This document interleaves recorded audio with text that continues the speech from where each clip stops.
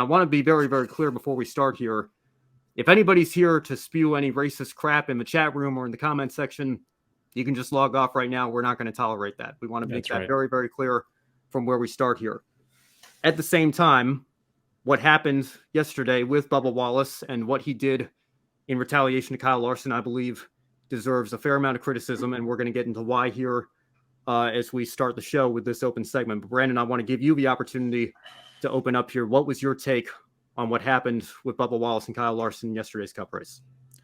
Well, Ben, I take no joy in talking about this, and it makes me nervous to talk about it as well. So I can really just divide it up into three parts. There's the retaliation that was in the car. There was the slow walk and aggression outside of the car, the fight there in the infield, or if you can call it a fight, the push there in the infield or two, and then the interview which followed, which was basically Bubba Wallace doubling down on his claims, but basically saying that he's not, in a way that he's not really at fault, that the steering broke or what have you. And so it's really just a lot to tackle, but I remember tweeting, I highly respected what seemed to have been Kyle Larson's refusal to fight back and engage in a fight there. He knew where he had come from and what it took to get him back to the sport. And so the last thing he was going to do was put up hands. And so he did not. And I respect him for that. I respect his restraint in the interview that followed with Marty Schneider. I think Marty Schneider is a class act. I agree with Matt Weaver. He's a class act as far as the reporters in the industry. And he did a stellar job on Sunday. And also the interview with Bubba, where he handled the fishing comment. Schneider was just, oh, look, I'm just trying to do my job here. Please don't do this not right now. We can do this later, but not right now, kind of response. Overall, the final consensus is which is all we can tell right now, is that Bubba Wallace retaliated to Kyle Larson going upwards to 180 miles per hour on the front straight at Las Vegas Motor Speedway. That seemed to be what happened. The telemetry from NBC shows that he was in the gas and got the right rear and sent him to the wall. And also, just to not even to, if that wasn't enough, he also took out a Toyota teammate of Christopher Bell and really damaged his shots of moving on in the playoff berth. And what upsets me about this is NASCAR might be more upset about that than Bubba Wallace's actions to Kyle Larson. I really don't know how to tackle this, Ben. I said it yesterday on Twitter. I was grieved that Bubba decided to take revenge and take aggression and use it. And it's sad to see things like this. It's almost a self-hurt thing happen live for everyone to see. And we know the penalty we think some sort of penalty, possibly a suspension, might come out tomorrow. We don't know at what level that's going to unfold as, but however it comes out, I hope that it's going to be something that will set a standard. I don't care what the standards were before, but I think a standard from here on out, because this next gen car has shown us that it just took the career of Kurt Busch for the foreseeable future, and it's sidelined Alex Bowman, and it's just this was well in the minds of every driver out there, and this is not something we wanted happening this weekend. I really don't know where to go with it, but just really, it's been really sad to see. Well, I completely agree, and I think we could be having a very different conversation, and NASCAR could probably be issuing maybe a different penalty if Kyle Larson were still in the playoffs. Of course, he got eliminated after the Charlotte Roval, and Christopher Bell is still in the playoffs as a Toyota, not teammate, but a satellite teammate, essentially. Of course, 2311 and Joe Gibbs work very closely together with Toyota. And it happened at the front of the pack. I mean, they're lucky they didn't take a half dozen cars with them beyond just Christopher Bell in that incident. let me just make this very, very clear from the start. I think what happened yesterday is pretty indefensible. If you're trying to say, well, the steering broke or the throttle stuck and it just happened, like Kyle Larson ran Bubba Wallace high, and I think Bubba Wallace had a right to be a little bit upset in that moment.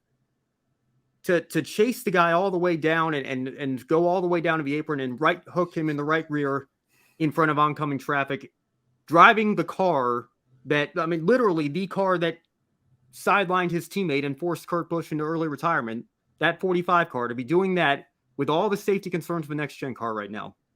And to do it, and I know very different circumstances, very different series and everything, but the IndyCar fan in me can't help but notice it was 11 years to the day of Dan Weldon's death at Las Vegas Motor Speedway. Different circumstances, but still. Of course. But put all those things together, and I just think it's a terrible, terrible look. It's incredibly unfortunate. I don't think a suspension is out of the question. I don't believe he will be suspended, and we'll get into why I don't believe that in just a second here. But you can't just ignore this. You can't just brush this off as boys have at it, like NASCAR seems to have embraced in this era over the last decade or so. And I think, it goes beyond Bubba Wallace as well. Like there's so many different things that we can point to. And this has been an issue brewing in the sport for such a long time where, you see it with how these young drivers race in ARCA and trucks and Xfinity at times as well. And you see that there's not the respect given that you maybe saw as recently as 10 to 15 years ago. There are these moves that continue to be pulled. And I think a large part of it is because drivers are at least 95% confident that they can get away with it. And the biggest criticism that I saw of people that were unhappy with what Bubba Wallace did yesterday, they said, make sure you keep that same energy when somebody other than the only black driver in the Cup Series does it next week at Homestead. Or where was this energy when Noah Gragson had his episode at Road America? And I just want to put it out there. I won't speak for you, Brandon. I'm not going to speak for Josh. Josh will have a chance to speak for himself here a little bit later. But I love Brock Beard. I write for Brock Beard. I love lastcar.info. I love the mission of it. Brock tweeted something a couple of years ago that I think this is probably the biggest thing that I've seen him tweet that I disagree with him on. And it's the Matt Kenseth, Joey Logano incident in Martinsville in 2015. He said that was the coolest thing Matt Kenseth's ever done. I personally think that was one of the dumbest things Matt Kenseth has ever done. Now, Matt Kenseth is a Hall of Famer going in next year. He's a Cup Series champion. I like him and respect him. I appreciate what he's done for the sport, but that does not mean he is above my criticism. And I think to take out Joey Logano, who at the time in 2015 was the championship favorite, in a premeditated act that was clearly deliberate with a damaged race car, when he was just out there to log laps, when he was eliminated from the playoffs, when Joey was the championship favorite, like I was saying, to do that, I think there's no defense for it. Now, NASCAR is hypocritical in my mind to give him a 2-race suspension and then continue to recycle that in their promos year after year. And I can guarantee you we're going to see it in just a couple of weeks' time when we go to Martinsville. You're going to see that on Fox and NBC socials. You're going to see that on NASCAR socials. And I think that's hypocritical. But that doesn't change the fact that I think the 2-race suspension was justified. Maybe he deserved more. There were only 3 races left in the season. If you really want to make a statement, you can sit him for the season at that point. You can point to Jeff Gordon at Phoenix in 2012. Yeah. And the move that he pulled on Clint Bowyer, which ruined Clint Bowyer's championship chances. Clint Bowyer had the best season anybody ever had for Michael Waltrip Racing. He ended up finishing second in points. Jimmy Johnson had a bad last couple of races. Clint Bowyer could have taken the fight to Brad Keselowski or been in position to at least make it interesting if Keselowski had a bad Homestead race. Jeff Gordon ruined any chance for that.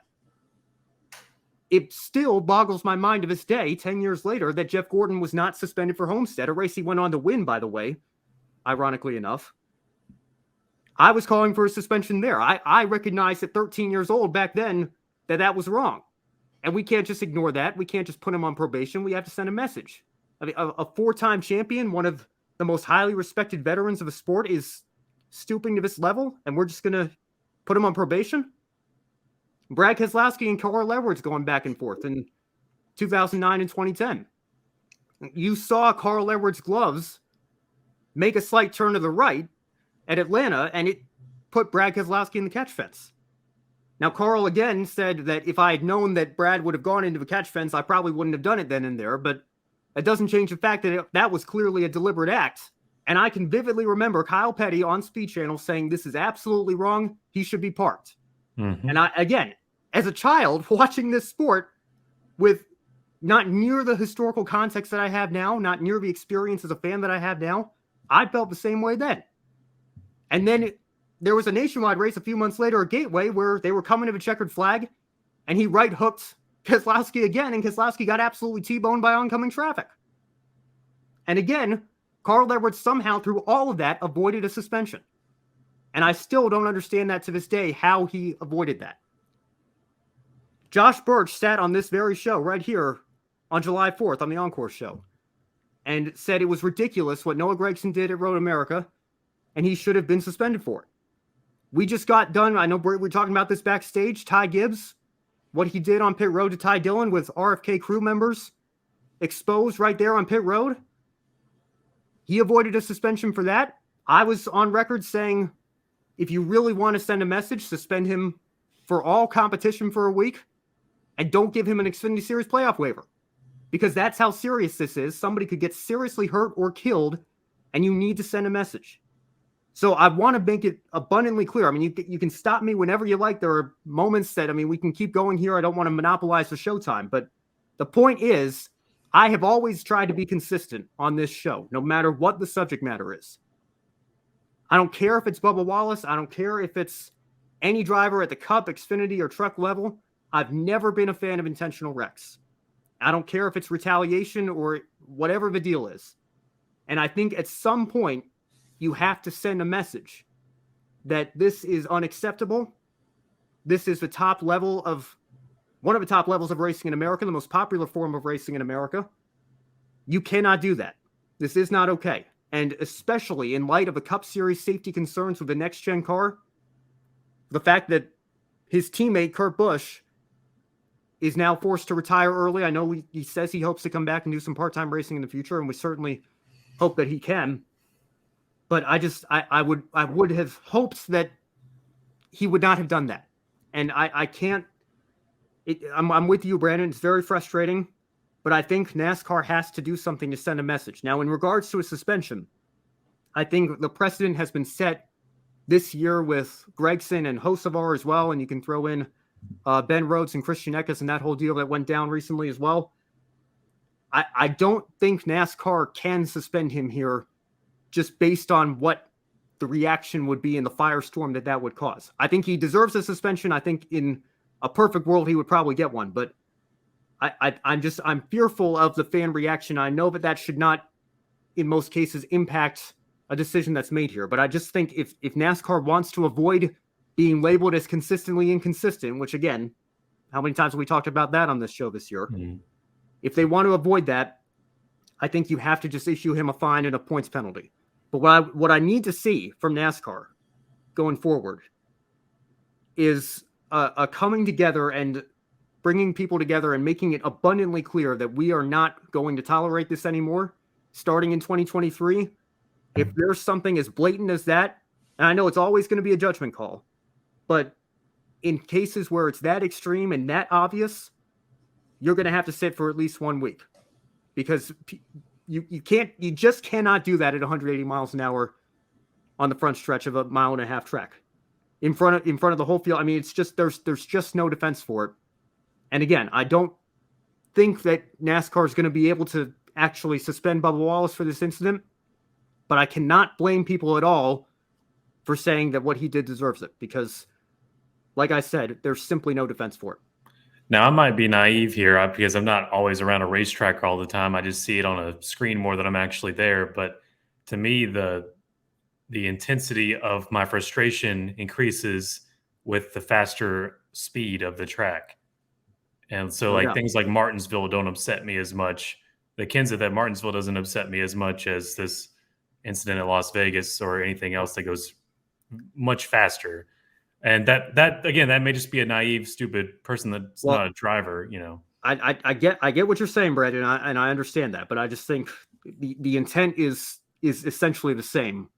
And even to be fair, in Kenseth's case, I think it was particularly ridiculous because he was multiple laps down and he had no hood left on his race car because he was in a previous accident. I mean, again, I completely understand Matt Kenseth being frustrated in the moment, but I just think, in his circumstance as well, to not even be on the lead lap, not even be racing for anything, it was particularly ridiculous and still dangerous. I mean, it doesn't, necessarily matter to me that the speeds are lower. Like, you're still driving a race car. These hits are still hard. I mean, you're hearing drivers, these safety concerns are nothing new. Drivers at the Clash at the Coliseum, where obviously the speeds are not anywhere near 180 miles an hour, they were saying the hits were a little bit harder than they were expecting. So somebody just hits the wrong way, the wrong angle, you just never know.